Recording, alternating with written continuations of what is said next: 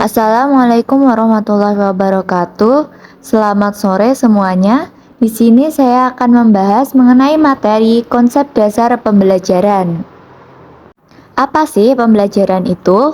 Pembelajaran dapat didefinisikan sebagai suatu sistem atau proses membelajarkan subjek didik atau pembelajar yang direncanakan atau didesain, dilaksanakan, dievaluasi secara sistematis agar subjek didik atau pembelajar dapat mencapai tujuan-tujuan pembelajaran secara efektif dan efisien.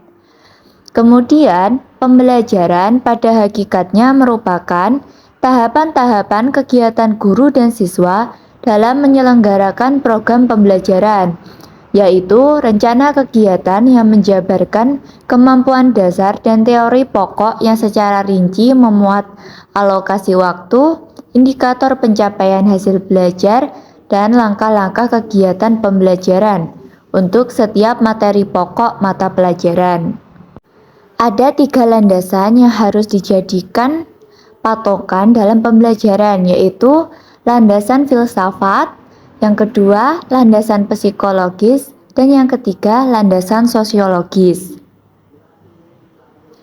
Landasan filsafat dalam pendidikan berupa landasan yang berkesinambungan dengan arti atau hakikat dalam pendidikan, yang mempunyai tujuan untuk menelaah permasalahan penting pendidikan.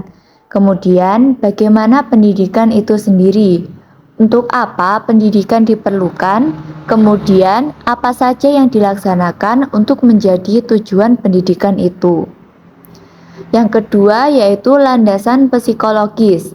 Landasan psikologis yakni berupa pola pikir peserta didik terutama yang bertautan dengan perspektif kejiwaan yang menjadi faktor kesuksesan dalam pendidikan.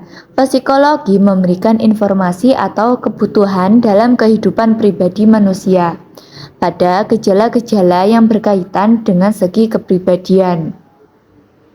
Dan yang ketiga yaitu landasan sosiologis.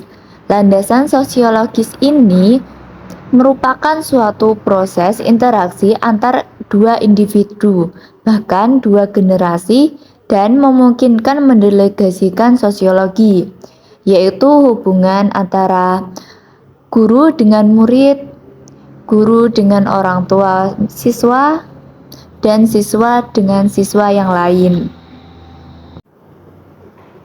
Kemudian, ada beberapa tahap yang harus dilaksanakan dalam proses pembelajaran. Yang pertama yaitu tahap persiapan konsep pembelajaran. Tahap persiapan atau preparation berkaitan dengan mempersiapkan peserta didik untuk belajar. Dalam pembelajaran, jika persiapan matang sesuai dengan karakteristik kebutuhan, materi, metode, pendekatan, lingkungan, serta kemampuan guru, maka hasilnya diasumsikan akan lebih optimal. Tahap yang kedua yaitu penyampaian konsep pembelajaran. Tahap penyampaian dalam siklus pembelajaran dimaksudkan untuk mempertemukan peserta didik dengan materi belajar. Tahap penyampaian atau presentation dalam belajar bukan hanya sesuatu yang dilakukan fasilitator, melainkan sesuatu yang secara aktif melibatkan peserta didik dalam menciptakan pengetahuan. Pada tahap penyampaian ini, seorang guru menggunakan metode, model, maupun strategi yang digunakan untuk menyampaikan materi belajar kepada peserta didik, sehingga terjadi pemahaman bagi peserta didik.